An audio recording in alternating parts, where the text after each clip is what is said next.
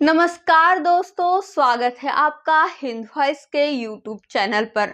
मैं संयुक्ता देशमुख और आज मैं आपको एक ऐसी खास खबर बताने जा रही हूं जो इतिहास की पुनरावृत्ति करती है, संविधान की जीत का संदेश देती है। बिहार चुनाव के नतीजे तो 14 नवंबर को आएंगे, लेकिन एक चुनाव का रिजल्ट पहले ही आ चुका है। दिल्ली के जवाहरलाल नेहरू विश्वविद्यालय यानी कि जेएनयू छात्र संघ का चुनाव। सोचिए, 2019 के बाद 4 साल तक जेएनयू में चुनाव ही नहीं हुए। 2024 के बाद लगातार दूसरे साल चुनाव हुए और इस बार भी लेफ्ट महागठबंधन ने बीजेपी की छात्र इकाई एबीवीपी को जबरदस्त झटका दिया है। चारों पदों पर लेफ्ट गठबंधन ने जीत दर्ज की है और कैंपस में लाल सलाम, जय भीम और बाबा साहेब अमर रहे नारों से वो रात भर कैंपस गूंजता रहा है। 6 नवंबर को आए इस नतीजे के अनुसार अध्यक्ष बनी आदिति मिश्रा, उपाध्यक्ष बनी के गोपिका और महासचिव बने हैं सुनील यादव। संयुक्त महासचिव बने हैं दानिश अली। अब बात करते हैं अध्यक्ष आदिति मिश्रा की, जो बनारस से आने वाली आदिति मिश्रा ने एबीवीपी के विकास पटेल को हराया है। 2017 में बीएचयू से ग्रेजुएशन करने के बाद वो जेएनयू के स्कूल ऑफ इंटरनेशनल स्टडीज में जेंडर वायलेंस पर पीएचडी कर रही है। 2019 में फीस बढ़ोतरी के खिलाफ आंदोलन से लेकर सीएए एनआरसी विरोध तक आदिति हर संघर्ष में अग्रिम पंक्ति में रही है। उनके भाषण का एक हिस्सा पूरे कैंपस में आग की तरह फैल गया, जो ना फूलन डरी थी, ना नागोली, ना फातिमा, ना सावित्री, और हम भी तुम्हारे पितृसत्ताक लाठियों से नहीं डरते। ये जेएनयू है, यहाँ बाबाओं का राज नहीं है, बाबा साहब का विचार चलता है।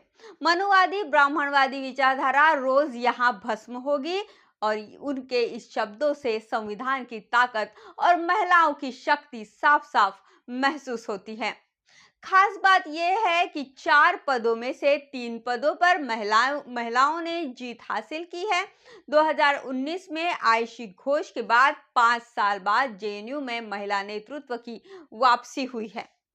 अब बात उपाध्यक्ष के गोपिका की कर ले। केरल के त्रिशूल से आने वाली गोपिका ने मिरांडा हाउस से पढ़ाई की और 2022 में जेएनयू में पीएचडी शुरू की। चुनाव 4 साल तक बंद रहे तो उन्होंने 2023 और 2024 चुनाव कराने की मांग को लेकर लगातार आंदोलन किया। इस बार उन्होंने एबीवीपी की तान्या कुमारी को सबसे ज्यादा वोटों से हराकर जीत दर्ज की है और दिखा दिया है कि लेफ्ट विचारधारा अभी भी कैंपस में मजबूत है। महासचिव सुनील यादव उत्तर प्रदेश के बस्ती जिले के रहने वाले हैं और 2021 में दिल्ली विश्वविद्यालय से ग्रेजुएशन किया। उनके पिता सरकारी स्कूल में ग्रुप डी कर्मचारी है और मां गृहिणी है। 2022 में स्टूडेंट फैकल्टी कोऑर्डिनेटर बने। 2025 में काउंसलर और फीस बढ़ोतरी के खिलाफ भूख हड़ताल में भी शामिल रहे। एक साधारण परिवार का बेटा भी छात्र राजनीति में कितना आगे बढ़ सकता है, इसका सबसे बड़ा उदाहरण सुनील यादव है।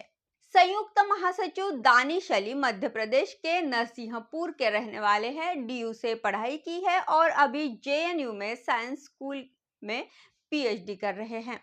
सीएए एनआरसी विरोध में सक्रिय रहे और अब छात्रों में उन्हें प्रतिनिधि के रूप में चुना गया है। दोस्तों, जेएनयू हमेशा से विचारों का किला रहा है। यहाँ संविधान पर चर्चा होती है, समानता की बात होती है और नफरत की राजनीति को लगातार चुनौती दी जाती है। 1971 से अब तक एसएफआई ने 22 बार और एआईएसएफ ने 12 बार अध्यक्ष पद जीता है।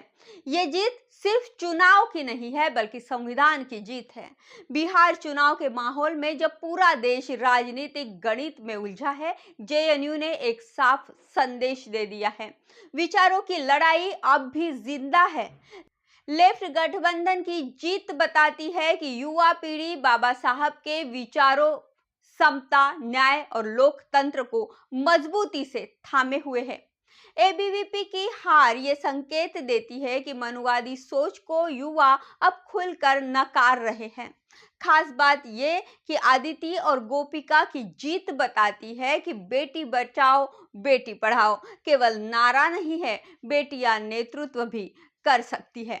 बिहार चुनाव के संदर्भ में ये जीत एक बड़ा राजनीतिक संदेश भी देती है। लोकतंत्र में विचारों की लड़ाई कभी खत्म नहीं होती और संविधान की रक्षा युवाओं के हाथ में है। लेकिन चुनौती ये है कि कैंपस की ये सोच राष्ट्रीय स्तर तक कैसे पहुंचे, यही असली परीक्षा है। आपको जेएनयू छात्र संघ की इस ऐतिहासिक जीत पर क्या लगता है?